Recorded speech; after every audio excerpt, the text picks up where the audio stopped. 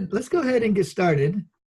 Today is another very, very important topic. We're talking about team care.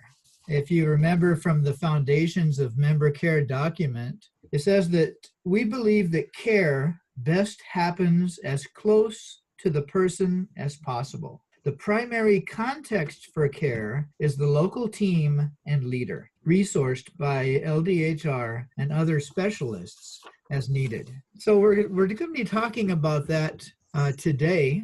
Last time we saw that master care is the heart of member care. Self-care is the backbone of member care. And today we're going to look at team care, which is the sustainer of member care. And we're going to look at two different aspects of team care today. We're looking at mutual care, the care that we have for one another on the team. We're also going to be looking at the care of the team leader for the team and the responsibility of the team leader to provide environment of care for the team. So that's where we're going to be going today. There are a few that won't be able to make it, but others are slowly joining in with us. Okay, as we start, the groups are already here. As we start, let's pray. Ask God to guide our time. Bless us as we meet together. Father, we give you thanks for this group. We thank you for your grace and guidance. Pray for those who are on their way to the meeting, that you would give good, safe travels, that you also bless those who won't be able to make it today. But we thank you for this time. We ask that you will be the center of our time, that you will guide our discussion, that you will give us enlightenment, help us to know how you can use us to serve and create environments of care for all of our members. So we commit this time into your hands. In Jesus' name, amen. Okay, guys, we're going to break up into groups. As we do that, let me go ahead and post our group questions that we're going to talk about. I trust you had a great time with your assignments last week. Andrea's article, so you can share what you learned from the article. You can share about your Wheel of Life assessment. You can share about your self-care plan. And put that on the chat. Okay, can you see the questions on the chat? What did you think of the Watch Over Your Heart article? How can you use it? Share your Wheel of Life assessment results. What insight did you gain about yourself? And share your self-care plan. Have a great discussion. We'll see you in a little bit, about 20 minutes, okay? Had I been given the Wheel of Life resource a little earlier in our planning, we probably would have switched out and just used it, since it's something that it looks like we're going to try to use globally. Well, this one, whatever works. If the Wheel of Satisfaction is a better tool, the Wheel of Life does not have anything spiritual in it, which we probably would want to include for our members. Yeah, but like you said, it gets them measuring things in their lives for their development. So yeah, so it gets a good self-care tool that we assess where our needs for growth and development are, and then work on them. Yeah, so I was excited that in that way the worlds are colliding a little bit, in that something we were already planning on doing overlaps a little bit with our class. God is good. Yes, yeah, especially when things are really busy. Every time that you can have a dual purpose, it's a big win. It is a little funny that, as is sometimes the case, when I'm giving attention to self-care or member care, occasionally it happens during a season where the circumstances have it where it's very difficult to actually do those things in my life. So a lot of what we're doing, I'm like, I can't wait till I can do these things, which should start next week. I hope. We have a conference next week, but I'm not planning it. I'm just kind of a small part in it. Okay.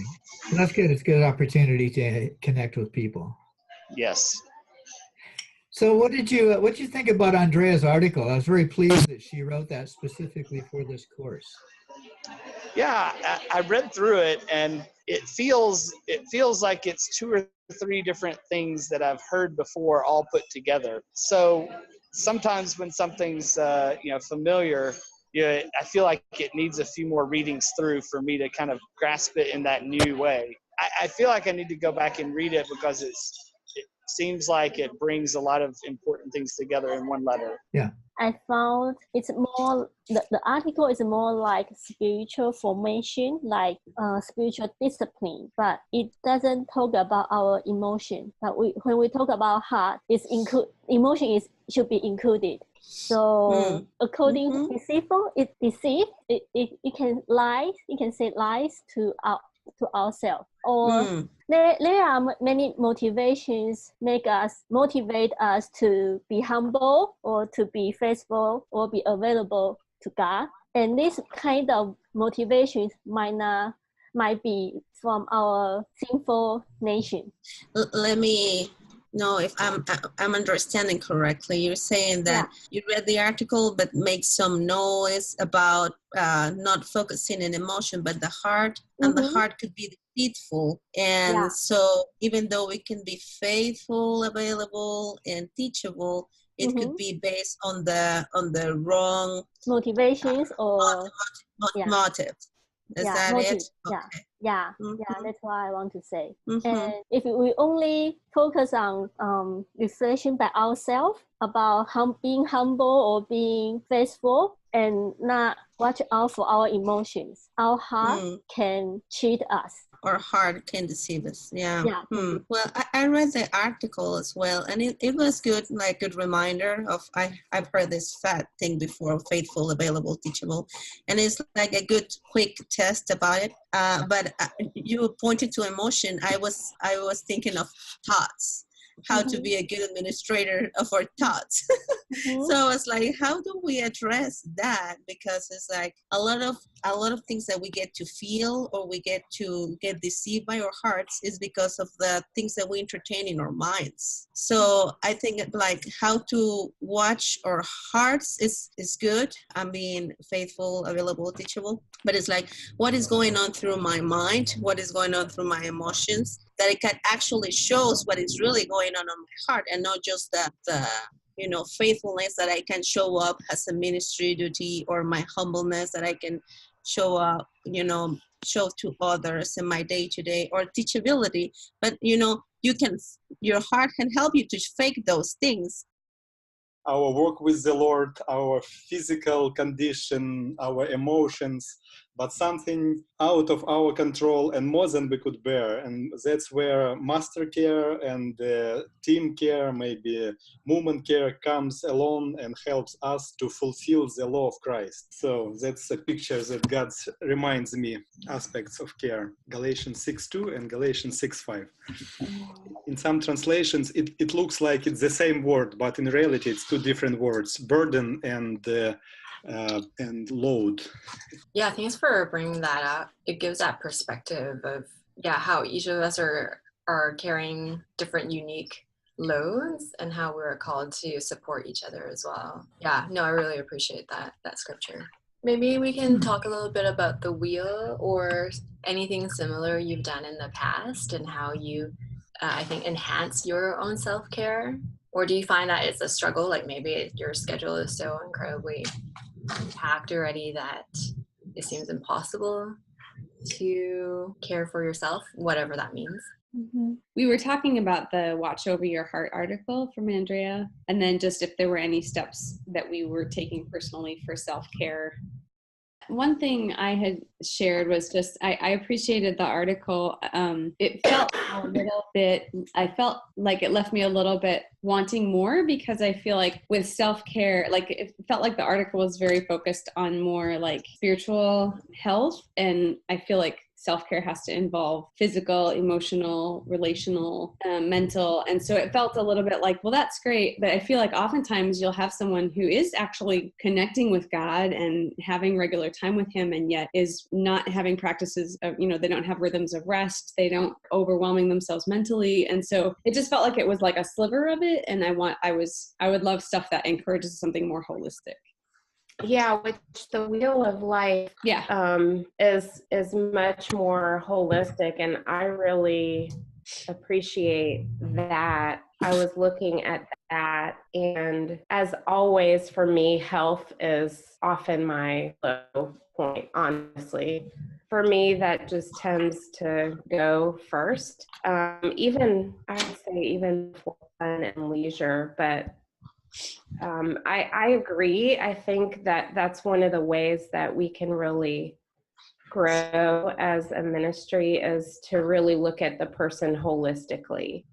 Really take care of me. I take care of everybody else. It was just a really good, kind of wake-up call for me. But it was good to see that the family and friends part, you know, I still feel like I am tied quite strongly to America, and I feel that friends that I had here in Britain have really made the effort to reconnect. So that was a good realization for me that, yeah, I am supported. So y'all just moved from the States back to Britain and your husband got off staff? Yeah, so it's not, I mean, we moved back in June, but honestly, it feels like it's getting harder than easier. You know, the clocks have turned back, it's dark, it's cold. My kids just want to go, they keep saying, I want to go home, when they mean I want to go back to Florida. We have tears most nights. My husband's job is not exactly what he had signed up for, and is feeling very out of his depth. Not fulfilled or satisfied in his role. He is actually working for Crew just for 5 hours a week, and he does that the first hour of the day every day, and he said that's the best part of his day.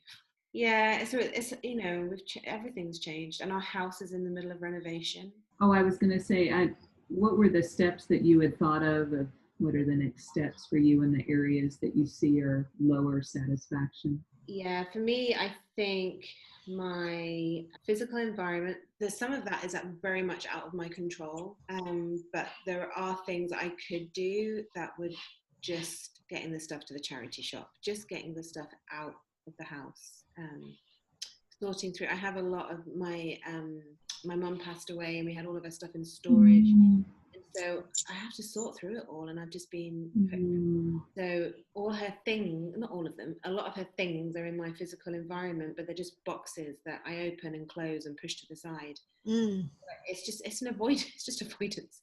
So I need to dedicate time to do that. I was just thinking, and on top of your transition, there's a lot of emotional things going on. It's no wonder that area of your wheel is kind of different than all those other areas. It just seems like, I mean, wow, that's a lot to deal with emotionally, going through all your mom's stuff. Yeah. Because I've had distance from it for quite some time. So she died 9 years ago, but we into storage 9 years ago, and I haven't looked at it since. Welcome back. I think we'll have a little bit of time to share some of the things you talked about with your group. I heard some very, very good comments, interesting comments. I'd like to share with the whole group. There were a couple groups who were talking about the article. Very good, but it didn't deal with the emotional side of things and other issues that it did not talk about. Would somebody like to share what you shared about? Well, it was our team talking about it, and very quickly we came, I think, some sort of an agreement if we focus about like the Holy Spirit, like the one that is leading us to all truth, and it can actually meet us and be there for our hearts and minds and help us to identify our emotions and actually how to deal with those emotions in order to remain faithful, available, and teachable, and not just like this aspects being something that you show in your ministry, but it's actually something that is happening in your heart and mind when the Holy Spirit is like the Lord. And when there are some troubled emotions or thoughts, we are actually submitted to Him in order to continue walking in that path.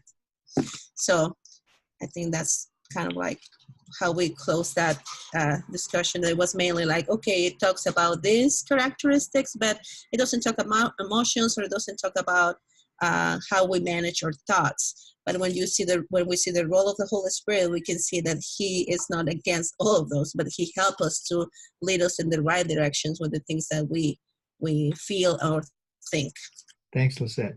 Yeah, we talked similarly about that. Like, we like the article, but it maybe is not as holistic as it could be. Like including some of the things that were on the wheel of life of like the physical, you know, things, physical, relational, emotional. Like we wouldn't want people to just like limit their idea of self-care to just be one aspect of their lives. But I think it's good for us to continue to think of developing resources that encourage people to think through the different aspects of their lives. And oftentimes we ask about the spiritual, but not about emotional or physical, if they have good, you know, rest, patterns of rest, if they're connecting relationally.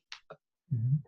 You see kind of a balance between those two tools. The article deals with the spiritual aspect, which is very important, but the Wheel of Life doesn't really touch too much on the spiritual, but it deals with other aspects of life. Anyone else like to share?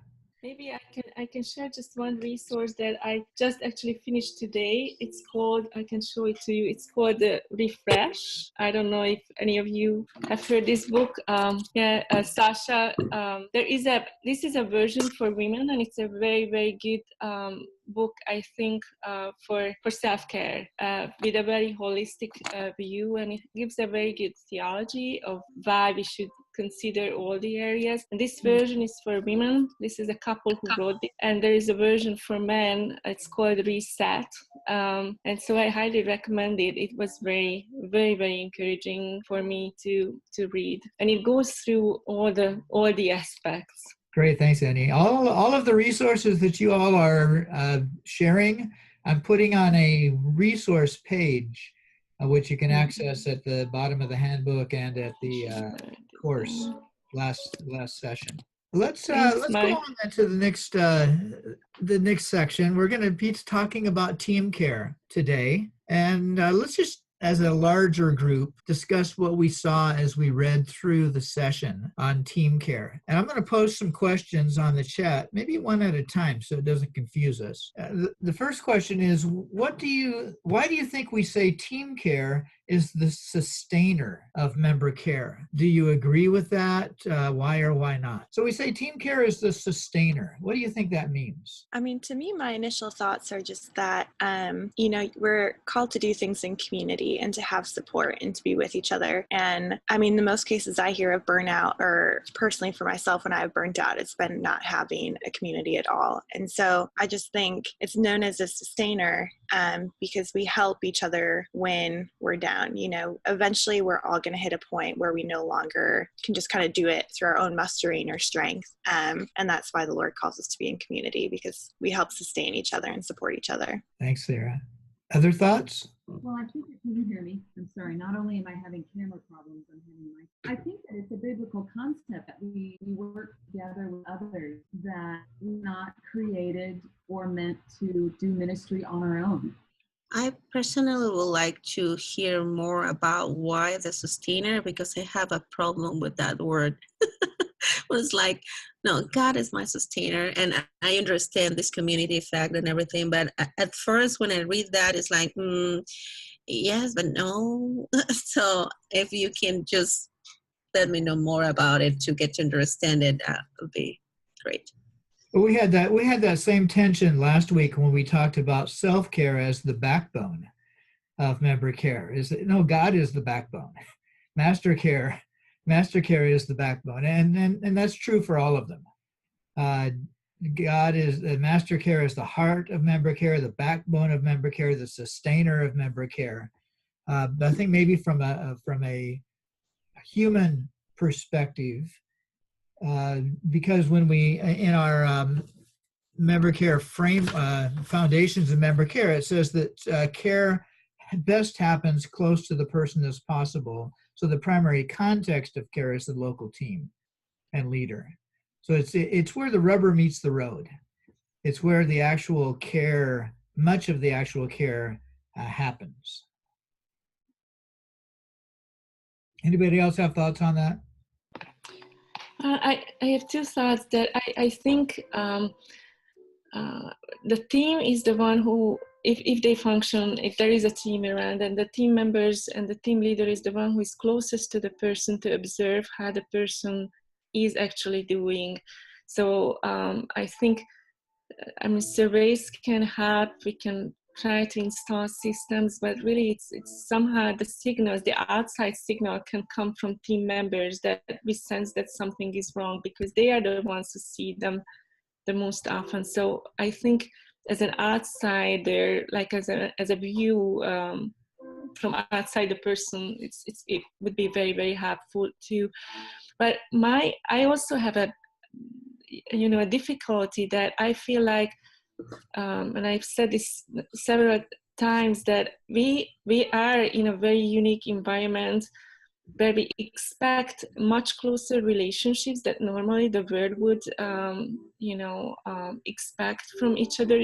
A normal, not a staff person, and just, a Christian would have the family, the friends, and probably the church relationships where we could also say that team care, care is just required. Add to that the family, this expectation that we would like to provide for each other, to be caring. I mean, it can be such a overwhelming burden. Where are the boundaries? How far can you give and give and give? It's very difficult. That's a good thought. Yeah, where are the boundaries? What is everybody has different expectations of the team. A great talking point for the team to just talk about what are your expectations for the team, what are your needs, and how can the team help meet them, and how can you get your needs met from other relationships, your church, your family, and others. And when I think about team care in Ukraine, we have several ministries where our teams distributed all over the country. They consider themselves team, but they are not in one in one location. And they meet from time to time, maybe monthly in person, and most of the time they meet virtually. So I'm wondering how team care could look like in this type of teamwork and environment. And it's a challenge. I see that it was historically why we have these teams not in one location, but still maybe you have some ideas and suggestions. The team that I'm on is also a virtual team, and we meet face to face only like 3 times a year. So yeah, there's that challenge of bonding, caring, the team care aspect.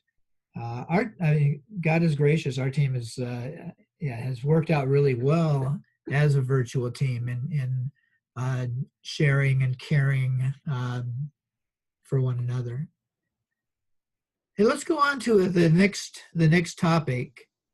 The next question we want to talk about is there are 2 aspects of team care in the article, in the session. There's the aspect of our responsibility to care for one another. In one of our resources today, we're going to see the one another commands in Scripture. So it's not an option. It's not something that just sounds good. It's a command of Scripture to care for one another. There's that aspect of the team, but there's also the aspect of the team leader being responsible to care for the condition of his flock, to the stewardship of the team leader to help create that environment. So how do those 2 aspects work together to ensure an environment of care for all our members? And how can LDHR assist in this team care process?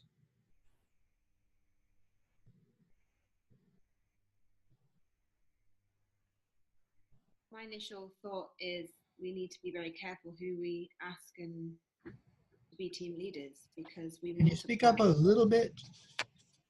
My first thought was we need to be careful who we ask to be a team leader, because new staff will replicate what they see and multiply that out. And if they haven't been in a team that is thriving, that is being led well, then you can't expect them to do the same. And I've too often have seen people being asked to be team leaders before they are ready, really. It's because the need is great and they are willing, but it doesn't necessarily work well. But often you don't have much choice. And so the next person in line is the next person in line. I've been very fortunate that I have had some excellent team leaders before I was asked to be a team leader, but there are others that are just so out of their depth and don't know what they're doing. Mm-hmm. One of the things came up last week was our team leaders aren't really equipped, nor do they have maybe the capacity to provide the environment of care that we need. And when we break up in discussion groups next time, we'll be talking about that. How can we help equip the team leaders who have so much on their plates already to be able to steward the care of their people well? Any other thoughts?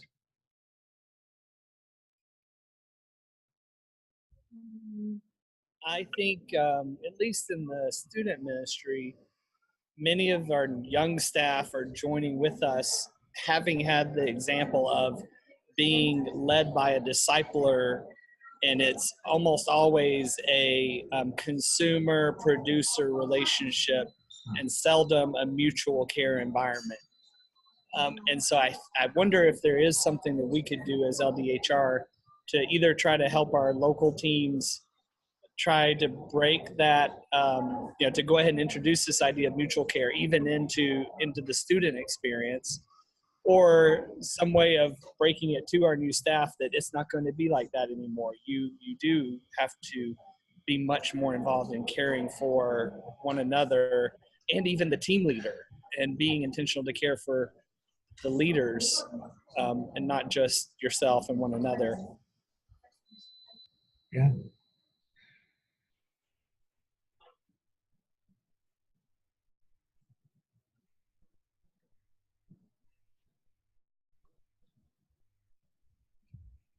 Other thoughts?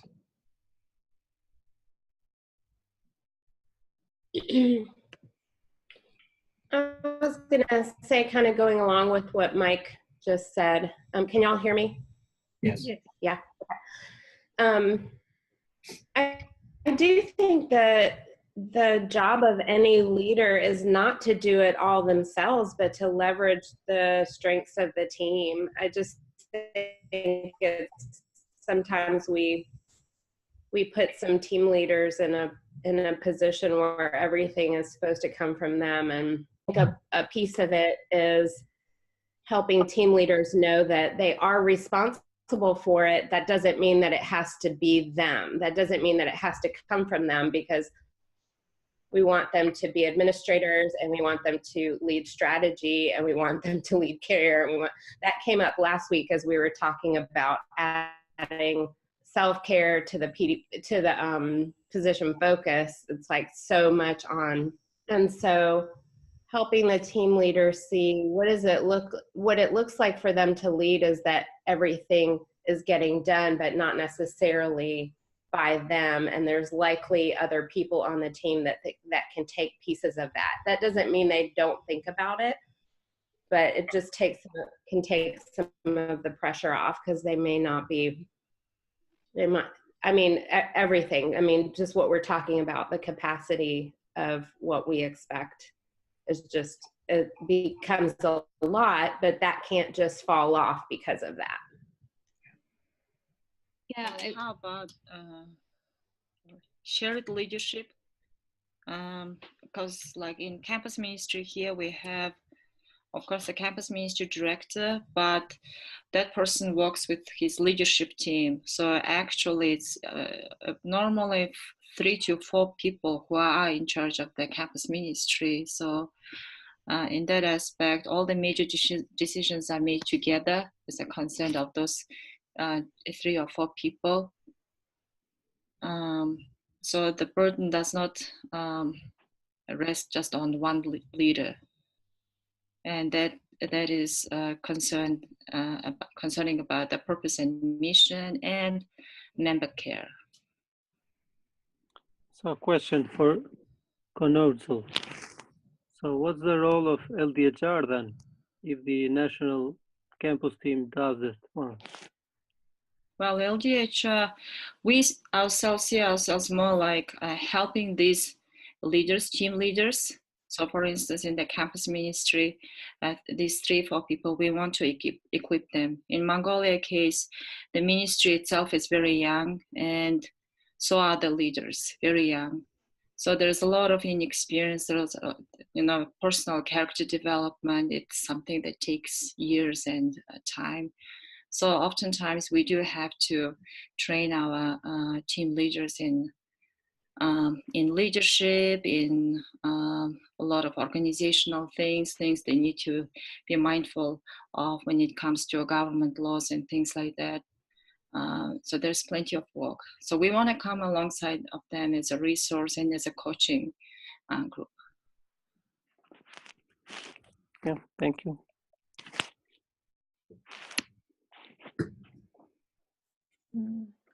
I also have a question, because when I was discussed with my my LDHR leader about this topic, we were thinking about, especially in Asian countries, it's really hard for the leaders to really be open up to their team members. So that really give the members kind of idea okay, we are not supposed to ask anything about our leaders, about how you are doing in your personal life. It really kind of blocked the way for us to really care for our leaders. And then the same thing would happen again and again. And then at the end, the leaders will also feel like, oh, they don't have other people to take care of them. So if the leader are not being taken care of, then this team care will not actually happen in the team. And then that really becomes like a cycle happening again and again. So I don't know whether other areas or you have the same situations, and if you do, then how you deal with that.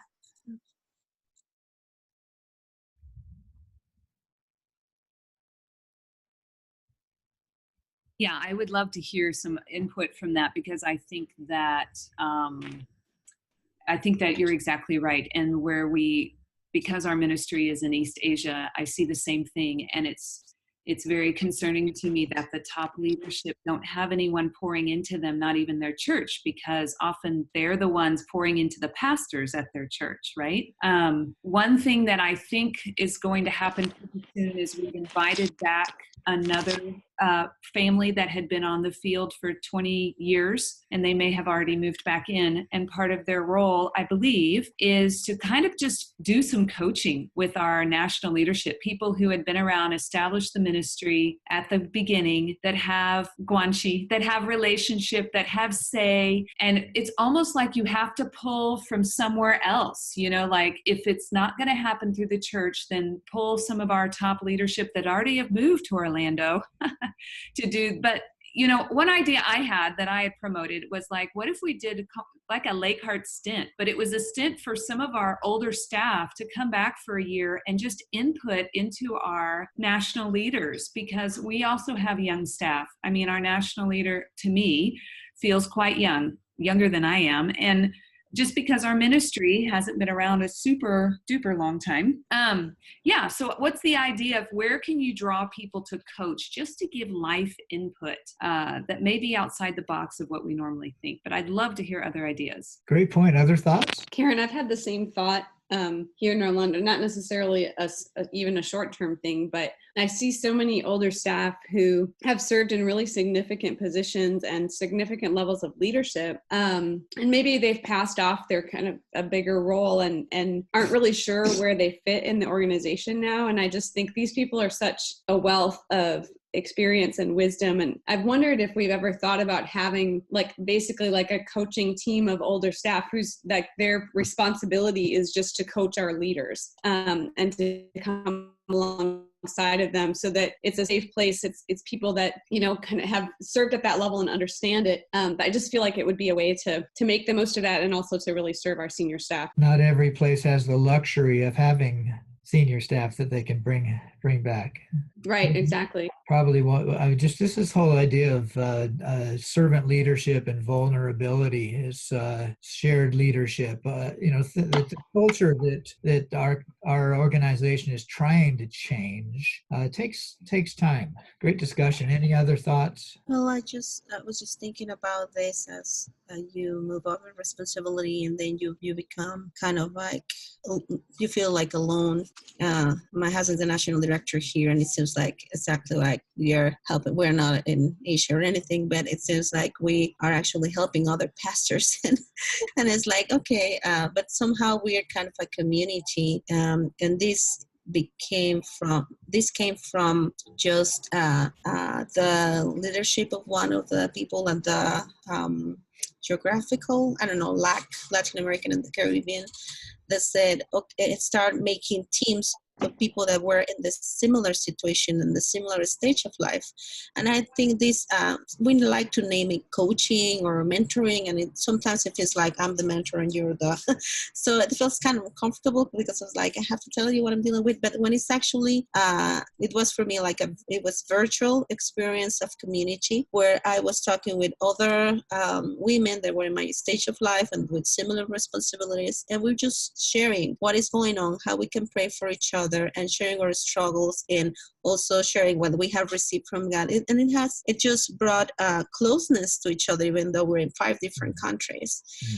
So sometimes it's not about having and it was nice to have a person with more experience also like leading this coaching group, but it was more like a community experience. And I think just the effort to build community, in a kind of like class type thing, but it's like, where are you at? Where are you struggling? I'm struggling with this too, how we can pray, what I have received from God, what you have received, and experience actually that God is giving us to build each other. And another thought I had about it is just this humbleness. If we are alone or you're feeling alone, it's like, okay, who am I going to call? God help me to connect, and not like this actually related to self-care. And it's like, okay, I need help. And I know, God, you're there, but also like bring people into my life or start making calls or not try to solve it by myself, by ourselves if we're like a couple. But that humbleness has to do with this too, like recognize when we need help and don't wait for the help to come and drop but take responsibility for that and seek for it. And those are my thoughts about this, like a balance between the organization giving it, but also the being proactive and say, okay, I'm not having community, I need it, I need to move in that direction also. Mm-hmm. In a perfect world, everything would work together in synergy, and the team care, the self-care, the master care, all those things would smoothly flow together, but we're not living in a perfect world. And part of our role in LDHR is to help sustain and maintain these environments of care. It's not easy. Anything from the article? We'll be talking actually in the discussion breakout time about how we can help our team leaders whose plate is already full, how we can help equip them, encourage them, motivate them to be better stewards, to be stewards of their flock, care for their flock. So I think that'll come out in our next discussion. But anything in the article that you feel you still have unanswered questions? Anything that you feel is unclear or needs to be added or emphasized? I think it's time for us to move on. Oh, here's another book. What pastors told us about surviving and thriving, resilient ministry. Sounds good. Thanks, Annie. Yeah, we've heard from this lady who was in this research group, and they had done extensive research, and a vital point in that research was forming these kind of support groups where this was about mainly for pastors, but people who are in ministry, full-time ministry. And so that goes along the line that those were outsiders outside of the ministries that they pulled in to form these groups. It's kind of like what Lisette said. Great, thanks. Like I said, all of these resources that you're sharing will be put on our additional resources document that you can go back to. Well, let's move on. Later today, we have a special guest appearance, Kathy Rosted, who's on the, who helps do care and development HR for the Global Leadership Office. Will be coming and talking to us about the Center of Excellence that's coming up, as well as time for questions. So we want to move on, give her time to share. Here's our next topic. We're going to be breaking up into groups again. And I'm just looking, some of your groups are still going to be kind of sparse, but that's okay. During the group, you can describe the team care environment on your team, both member care, the mutual care, as well as the leader care. What's the environment like? Is there a weak link? Are there suggestions that we can give one another to help with that? What do you think we as a ministry can do to help foster a better environment for team care? What can LDHR do, or the leaders in our ministry? And then this came from last week's discussion. Team leaders already have very full plates. How can we motivate, equip, resource, whatever, them to for their role in team care? So I'm going to break you up in your groups again. Have a great time discussing. We'll discuss for about 15 minutes, and then we'll come back and share some of your thoughts with the larger group. Any questions? Have fun in your groups. Being a very, very good team. I hear really good things about this particular team. So yeah, I think they're experiencing transition as a team. So there's I'm new, there are people in new roles, and we are like a city team. So there's me who's kind of connected to LDHR, there's 2 people in family life, there's 2 people on student ministry, and there's somebody that's kind of communications. So we're not all doing the same thing, you know, like we're all doing separate things. Yeah, so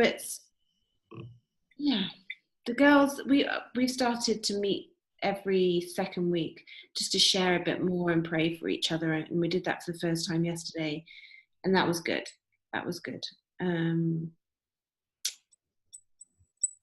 Yeah, so it's not terrible, but it certainly needs, if we just kind of bumble along, I think nothing is going to change. So I think I probably need to propose a conversation about just have a conversation, I think. Because I'm pretty sure there are others that are feeling need of support. But most people, to be fair, are well established in the city. And I think that makes a big difference. Are well established in the churches, have good support networks. So I don't think anybody is drowning, but it just as a team, how we work together it's not yet been clarified, and the expectations as well. Right. And probably I wonder if we, you know, about this idea for team care, I think there are times when that feels threatening or out of line, or like I don't know. Do you guys know what I'm saying? It's kind of this general, it's a very big concept. It's not really about a team I've been on. It's more about thinking about our ministry in general, and that sometimes we both want to control things and we want people to take responsibility, and sometimes those run to each other. Yeah. And I don't know if that comes because, like, I'm witnessing a situation like that right now where it feels like that I can see that the heart is really right for a couple, but like it feels very parental. What's the care, quote unquote care, that's being given to them, and it feels like it's sort of almost taking away personal responsibility or autonomy to choose, like, I think actually this is what I need to do to be healthy. So it's hard because, like, it's not coming from a bad place at all. It's coming from a deep desire. But it feels like it's sort of like a pendulum that swings, and sometimes it's too parental and sometimes it's too neglectful, and it's really hard to be clear on, because every situation is different. And I think that's part of what makes it challenging, is you can't say, okay, well, this is what we should always do for everyone.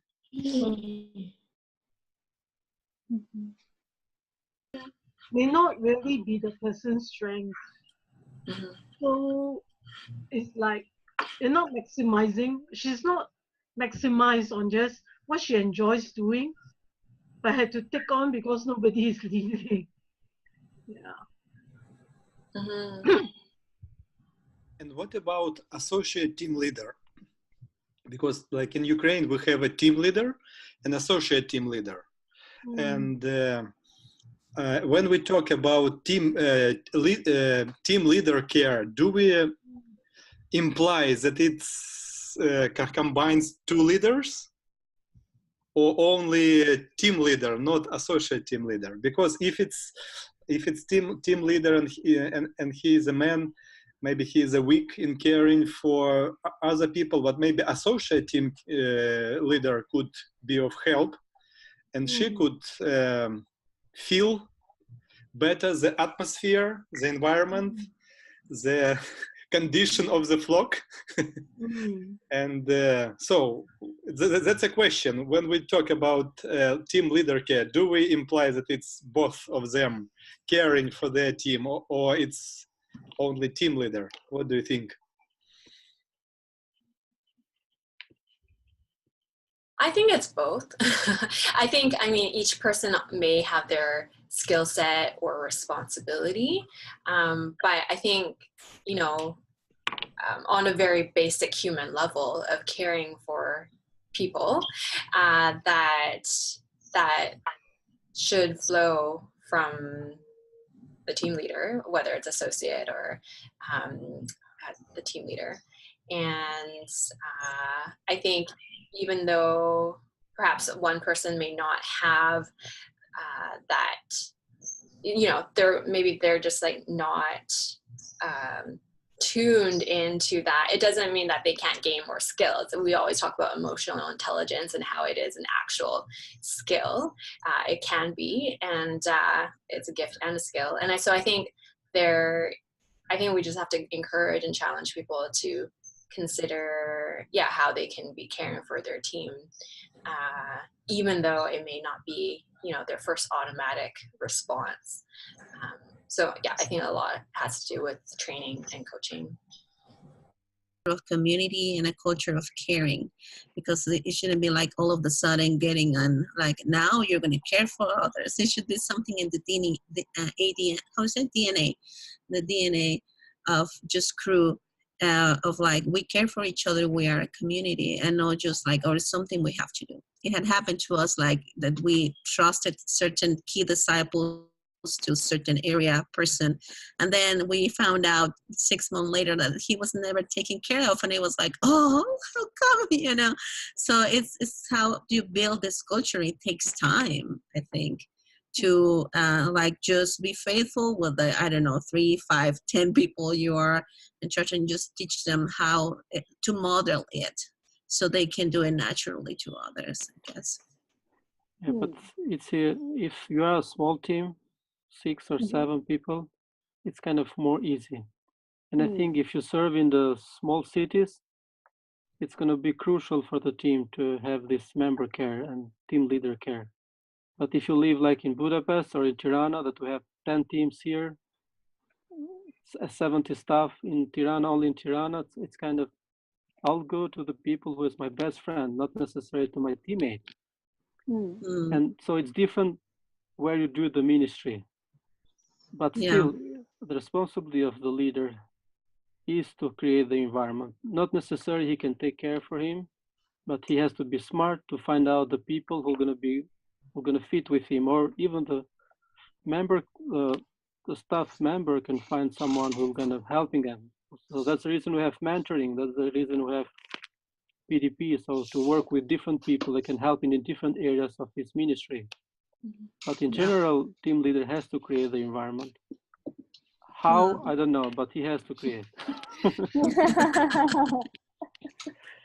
But felt more of that tension, but for the most part, and it is, different. I'm quite a bit younger than a few on the team. And so, it's just, just different stages of life, different experience and stuff that I feel like they're so good at trying to bring me in and include me in, but the reality is there's just going to be some differences too. I'm really encouraged to hear, though, that they're erring on that side of the spectrum with you. So it's in our team environment, we currently have, you're probably familiar with totalization treaties, how some people have to be out of our countries or else they have to pay into the social services network. So we have 2 members of our team that are in the States right now for their totalization treaty time away. And then we have 2 other distance members that serve in actually Gensi, not Gensi. One's in on the same team with Sasha Zalewski, another Sasha in Ukraine, and then a guy in Slovakia. So half of our team is over distance right now. And it really makes it both difficult to care well for the ones that are distant. And also this feeling of almost like, those of us who are local, can we really still get together and care for one another, knowing that we're leaving out the others? We did start a WhatsApp group that we're all on, that we post photos just of personal stuff. It's, maybe it's like, hey, I'm at this place doing this thing, but it's more of a, how I'm doing with it. Or if we're on vacation, we'll take a picture sometimes and just say, having fun, or if there's something going on with our kids. And that's been a good way to try to stay connected and to provide a basic level of just knowing each other and being able to pray for each other. That's been good. But there's only so far that goes. And if I'm going to say a weak link for ours, that's probably the weak link, is just that sense of, half your team isn't even there local. Yeah. I think, we can relate to that too. We've got quite a few long distance, but even now, I think we've probably got 3-4 people out on sabbatical right now, and just other people on work trips and stuff. And so it's literally about me and 2 other people in the office right now. And so it's really weird, when you're not together, just trying to figure out the good, healthy team dynamics and how do we care for each other well when we're not even together. It's very interesting. Yeah. I feel like we're going more and more in that direction of, virtual teams. So I think if we can figure out something, it would help a lot of people. Yeah. I love your idea of the WhatsApp group, and just for, personal updates and stuff. Well, let's share as a group some of the things we just talked about in our breakout groups. What are some things that you all talked about and shared? I don't know if Kenchi would like to finish his thoughts about, we were talking about how for different cultures, what it means to be care, like it's gonna be different. And he was saying something very good, and I would like to finish that. Thank you, Lisette. Just showing as a culture, we'd like to have a coffee with one another every day. So we kind of talk with different things and with one another. What we lack is how deep we go to our conversation, especially as a man. But normally as a culture here, we talk a lot with one another. So we don't need to set an appointment with my team member to have, next week is kind of to do so general, so formalized, but we are very, so sometimes it's good, sometimes not, but we need to learn that's kind of very important, but depends from the culture of your country. Yeah, good thought. And as I was saying about the team leader, I think that one thing that is very, very important in my point of view of the team leader is to create the environment. That's his number one job for him. If he creates the environment for the people so they can trust one another, they can share with one another, they can care for one another, help one another, he's done with his job, especially for this member care. Doesn't mean that he doesn't have to do anything else, but the environment is very important in the team. If you lack the environment, no member care, in my opinion. That's a great point. I was listening into your discussion when you shared that in your group, and you ended by saying, "I'm not sure how to do it." Yeah, I know something, but no, it's a challenge. It's very important. It's crucial, but it is a challenge. We say it's an art, so it's not you do this and do that because people are different. So if it works in the one team, doesn't work in the other team. So you need to know your people and to create that one. So it's an art. That's great.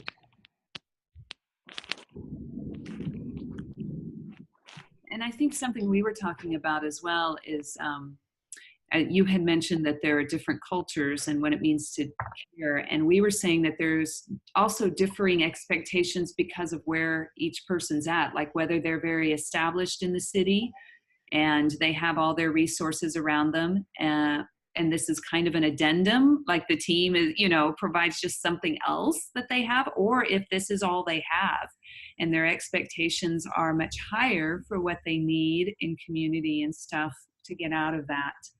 So I think that plays into it too. One thing I was mentioning as a weak link that I've seen, particularly in the last year or two here and on a team, is the difference between those who go into the office and those who are not in the office. So in our case, it happens to be all guys in the office and the wives are not. They have their other things. And it feels like we do not have a team together. The two do not ever cross. And so one of my goals has been to try to create some more community together so that, like, we initiated a once a month adult dinner. So all the singles or whoever, just the adults, not the kids, can come and just hang out and talk to each other. And then we're doing a team day this weekend that'll be, I think, our first ever team day. But just, so the link of trying to figure out if you have an office environment, how do you involve a whole family? And because the wives that are on staff are on staff, they are full-time staff members, even if they're not doing full-time work in the office right now. So this is their team, unless they're reporting to a different one with a different role. But for us, we are reporting to this team. So we are part of it, and whatever that's going to look like, but it doesn't look like non-existence, which I feel like is kind of what's happened sometimes. Good. Other thoughts? What is our role in LDHR to help facilitate that kind of team care environment? In our area, a couple, Jim and Lynn Kessler, have developed a Healthy Teams Retreat that that helps address some of the the things that we're talking about how to have a team environment that really is caring and that avoids many of the pitfalls that are easy to fall into. So that's one resource that we found that many of our countries have found really helpful and are taking advantage of here. Great. Well, we have Kathy Rosted with us right now. Kathy, welcome. Thank you, Dennis. It's good to be here. Yeah, so glad you're here. We want to have some guest appearances, and one of our one of the top names that came on the list was Kathy. Kathy works with operational HR at our global leadership office at the headquarters. And there's a special event coming up in January, the second Center of Excellence event. So I wanted her to share a little bit about that opportunity with y'all. And also, if you have any questions about the Center of Excellence, or you have any questions about operational HR for such a large group of important people, you can ask as well. So I'm going to hand the time over to Kathy. Okay, thank you. Yes, we are. Some of you may have heard that last year we hosted a Center of Excellence here at Lake Hart. We had maybe 12, 13 people attend. I think at one point we had about 15 signed up, and because it seemed to be successful, we decided to offer it again this year. And so the dates are January 28th through February 1st. And just to tell you what we've centered around in that time is that we want to work to help you develop and articulate a personal vision and motivation for your LDHR role.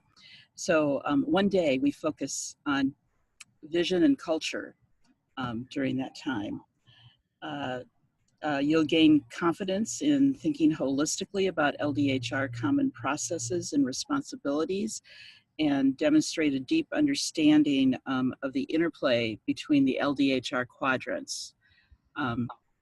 What we have found is that a lot of people don't think about HR in a holistic way, and so we have some people here who are pretty expert in doing that. So this is not a time where we are going to focus on skills, but rather a way of thinking about LDHR and how that way of thinking should permeate everything that we do in our jobs.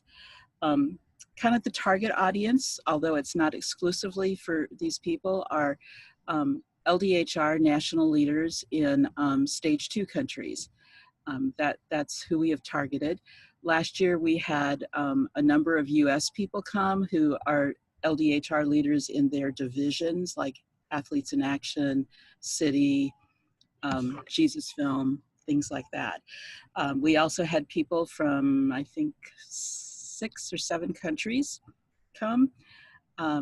So because we have people from all over, some of the requirements are, first of all, that we will conduct the training in English. So you have to have a fairly good command of English, be able to understand it and converse in English. And then you have to have completed the first 100 days in LDHR. I don't know if you all have done that or not, but it's a great 14 session series that will ground you in a lot of the basics of LDHR. And then there has to be agreement with your national LDHR leader or your area LDHR leader that you would come. Now, in terms of expenses, I've been given a budget that I can pay for the actual conference costs, for housing, and for food during the conference. So all it would require of you is a plane flight here, or so however you would get your transportation here. So it's really a good deal, actually. There is, Dennis, I don't know, do you have the sheet available to them where they could go and click on it and register? No, I don't. Mike, you just posted something. Was that the registration? Who just posted something? Oh, Mike. That was for last year's. Yeah, sorry. I found last year's and posted it and then realized the dates were 2018. So yeah. So don't register for last year's. No, Kathy, I don't have that. I went to the Global LDHR Facebook site, and there's a great video and information, but I didn't see a link. Okay.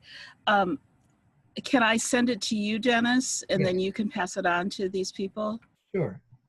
Okay.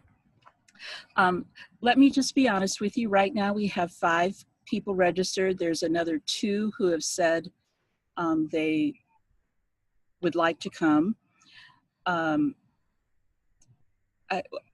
It's not financially feasible or good stewardship of the people that we would involve here if we don't have an audience of at least 10 people. And we have room for 15 to 20 people. So the deadline for registration is November 15th. And so if you're interested, I would really encourage you to talk with your whoever's above you in terms of LDHR and see what the opportunity might be. If we don't have 10 people by November 15th, I think we'll have to postpone it or cancel it. You can finance it for some people, the plane ticket. I'm sorry, I don't have the plane tickets. We can change. You can pay my plane ticket. I can pay the food there. I'm sorry. Or not, Sasha. But really, we put you up in a really nice hotel, and we have good food. I don't know if any of you know Jung-hae Brooks. She's Korean, and so she's doing our logistics. And I was talking with her about menus, and she said, "Oh, I'll get to order food that I like." So you know that you won't get sandwiches every day. That is a very powerful position, you know, so. But do you have some questions? I know I've just very briefly told you the content is that the first day is kind of big picture LDHR, and then we have 6 principles that we that some of us use here at Lake Hart in terms of how we navigate all of what we do in LDHR. And so we'll present that the first day. The second day is focused on the quadrants, the LDHR quadrants. The third day, as I said, is on vision and culture. And the fourth day is on integrating leadership development into what we do. And then the Friday is kind of a wrap-up day where we'll tie up loose ends and celebrate. This is a great opportunity for equipping our LDHR practitioners in holistic HR. Any questions for Kathy? What will be the date of arrival? I'm sorry. What is suggested? When is suggested to arrive and then depart according to the schedule? Okay, we will start sessions on the Monday morning, which I think is January 28th.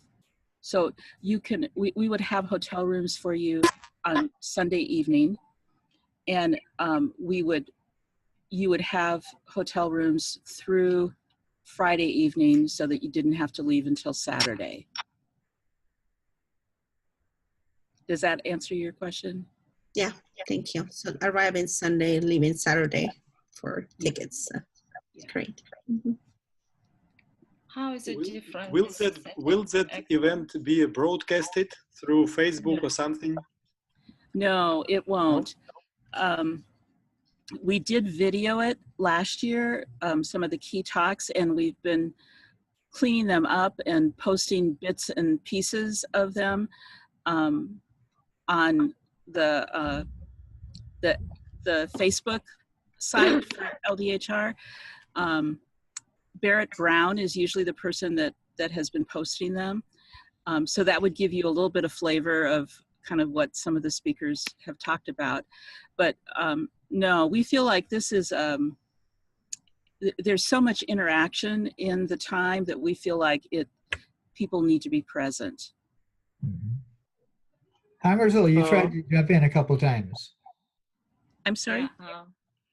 Well, in Singapore in 2000, I believe 12, there was a Center of Excellence. So how is this one different from the Singapore one? I believe, I think the one in Singapore was focused on some of the skills of staff selection, of hiring. Am I correct? It was dealing with areas that Singapore has done well. So selection was one, several different areas, but it was kind of highlighting the Singapore LDHR ministry and sharing best practices on how they're doing. The one in Leichhardt is a similar concept. It's a center of excellence, but it's looking at what is being done at Leichhardt and in the U.S. And because we have so many levels of LDHR here, we have the global level, we have U.S. LDHR people here, and then we have local practitioners here at Leichhardt. We're focusing on the things that we do well here, and specifically, I think helping to establish a way of thinking about LDHR, kind of looking at LDHR more broadly and how it all fits together. Some of the people who came last year were very, I continued to hear really good comments from them about how they're utilizing the things that we presented and how it's helped them to be of like mind with people that they're working with, and also to be able to influence in their countries.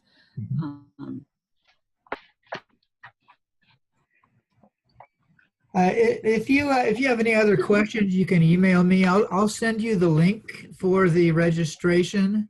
Also, if you have access to the LDHR Facebook site, there's a lot of good videos and information about it there. If you do not have access to the Global LDHR Facebook site, let me know and I'll invite you in.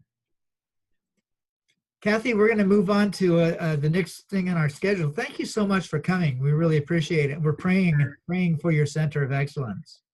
Great. Thank you. It was good to be with you all. Bye. Bye. So once again, if y'all have any questions, you can let me know. I'll post the registration on our Facebook site and also invite you into the Global LDHR Facebook site if you're not a member.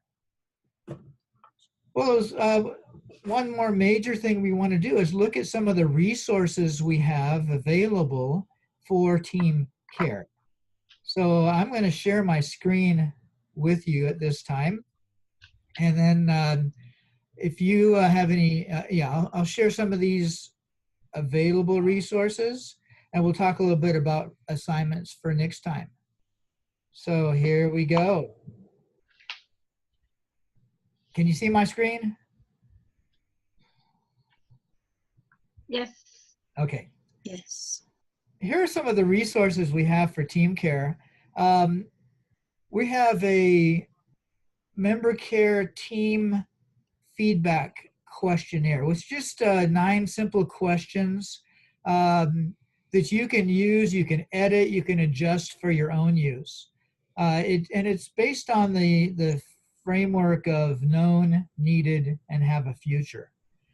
This is a little bit different than the National Member Care questionnaire that we looked at a couple of weeks ago, in that this is something a team leader can just informally share with the team members either during the meeting or before a meeting. Am I known? Am I needed? Do I have a future? And how are we as a team creating an environment where you're experiencing these things? Now, some have asked, how do I download materials from a Google site. Many of you may know, but if you go over here to File, you can download as. And so for this document, you download as a Microsoft Word document. You can take that document then and edit it, translate it, and use it for your purpose. So all of our resources on Google, it's very easy to download those. Now our this resource has also been made into a Google form, into a survey form, and that's also available for you here. Member care feedback questionnaire. The form looks like this. Yeah. So you can pass it to your team members before a meeting, have them go through, and then that can become a discussion point in the meeting. How can we do a better job of doing this?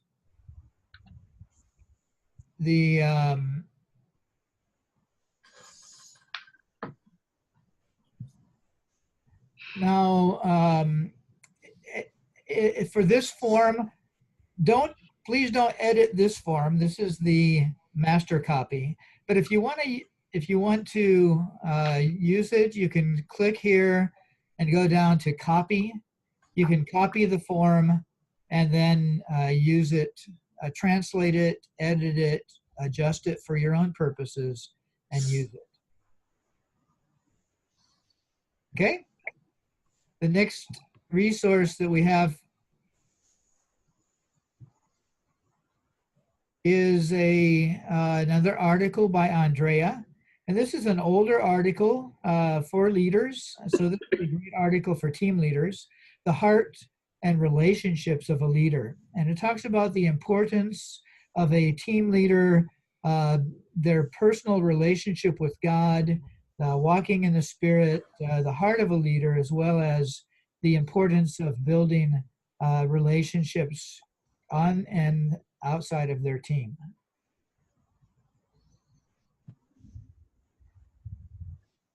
The next resource here is one another commands. And somebody has done some really good research on the New Testament. There are a number of one another commands in the New Testament. And most of them are here, both the positive commands as well as negative commands, what not to do with one another. And so when we talk about mutual care, we're not just sharing a good idea that we have. We're sharing biblical commands from God to care for one another.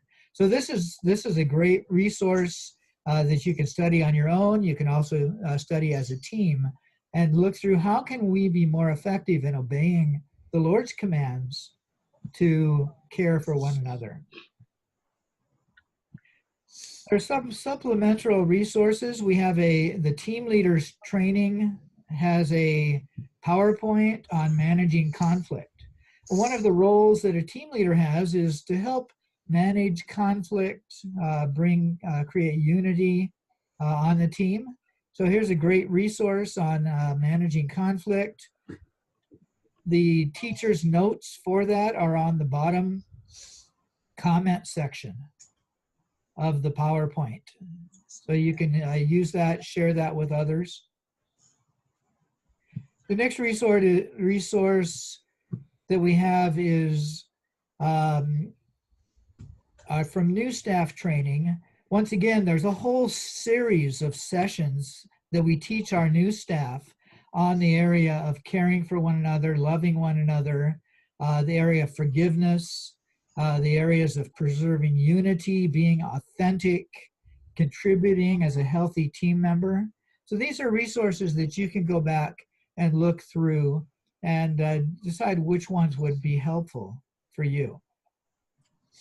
Now, one of the other trainings we have is the Building Powerful Ministry Team training. This is, we don't have resources for this because it's a formal training that we as a movement use. If you're interested in that training, you can contact your area office, your area representative. We also have several websites that deal specifically with the areas related to team care. And one is the staff development cycle site. We talked last week about the position focus conversations. So this deals with the position focus conversations and resources for both a team member as well as resources for a team leader in facilitating that process. We also have our team leaders training, a whole website designed to equip our team leaders based on the leadership framework. So we talk about the heart of a leader, the relationship with God, our relationship with ourself, self-awareness, as well as our relationship with others. We talk about the roles of a leader, setting direction, coaching, spokesperson, and change agent. We talk about leading up and the responsibilities of a leader, the stewardship of a leader, and the results of a leader. There's a lot of great things here if you want to equip your team leaders, not just in the area of care, but in general leadership, which also would include care. So those are some of the resources we have. Any questions about those?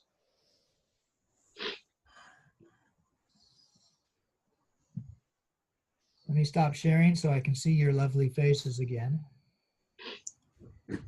Yes, because I cannot access to the one another comment document.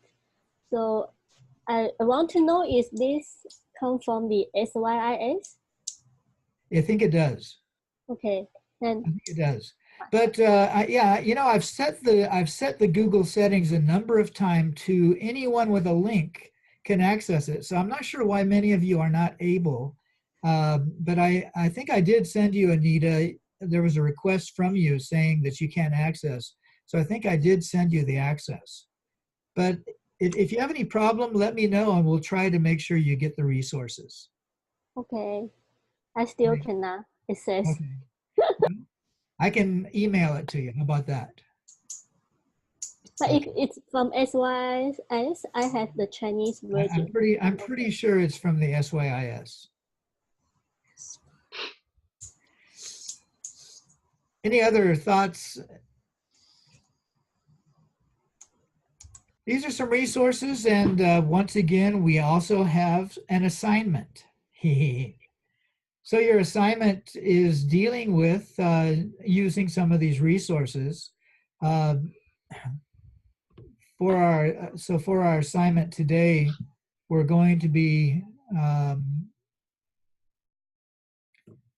looking at reading the Member Care Course 5 before next session.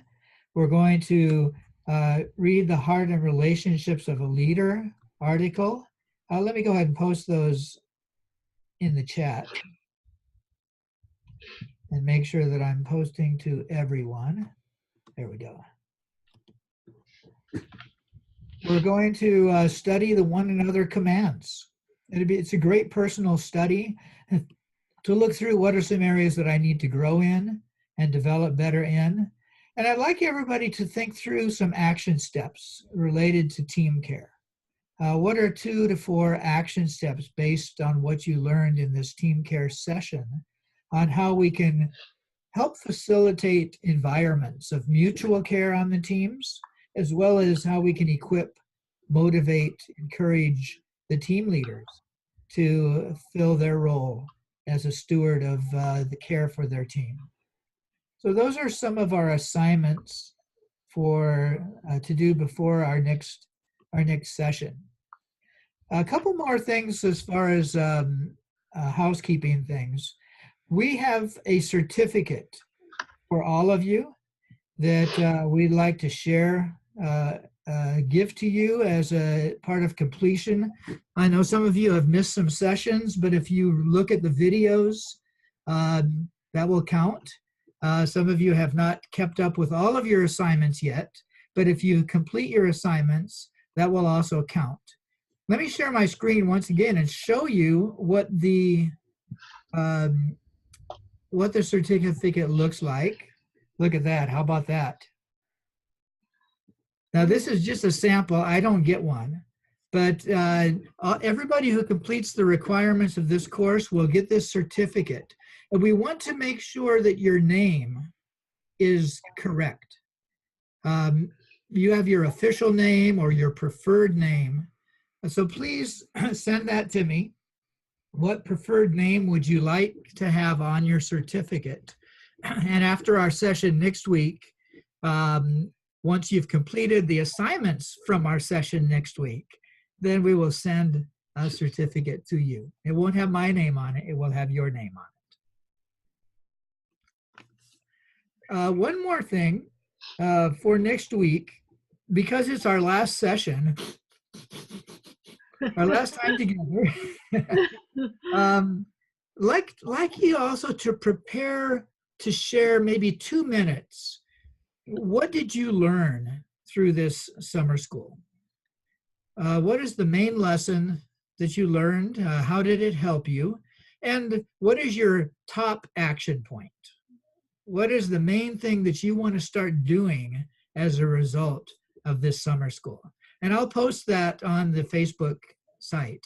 But yeah, it'll be a great time as we close our time next week. We'll have some sharing together on what we learned and how we're going to apply what we learned. Any questions? Well, thank you all for joining us this morning, this afternoon, and this evening. We cover the whole gamut of the day. Thanks for joining.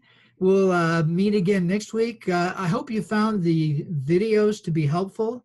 My wife actually here has spends hours on each of the video to edit out all of the blanks, all of the mistakes that I make in talking, and makes a 2-hour video into about an hour and a half maybe. So she's done a great job on those. These are tools that you can use to review the sessions. They're also things that you can feel free to share with others. Anna, would you close our time in prayer, please? You need to unmute. Father God, thank you for bringing us together once again, and for the privilege it is to be